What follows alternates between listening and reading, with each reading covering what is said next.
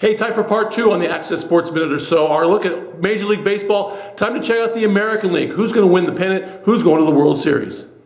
Yeah, before I get to the American League, I do want to add something about the National League.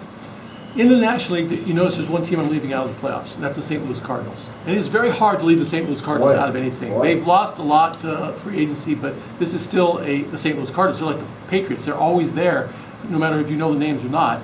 And I won't stun me if the St. Louis Cardinals are in it, but I got the Pirates going back to the wild card game again. Clint Hurdle's going to hate me for that. I think the Mets with that spectacular pitching will be in there.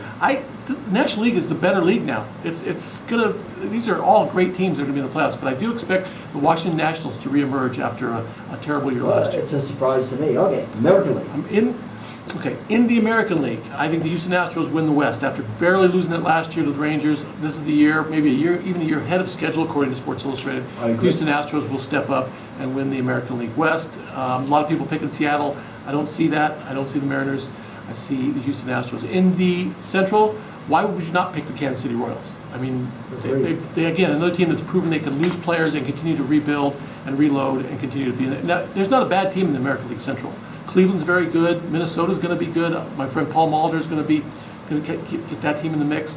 But I think the Kansas City Royals win the Central. In the East, I'm going to one up you, Michael. I'm going to pick the Yankees to win the East. Whoa. And I think the American League East is a great story this year because it is so wide open. We remember the days when it was the Yankees, Red Sox, Yankees, Red Sox.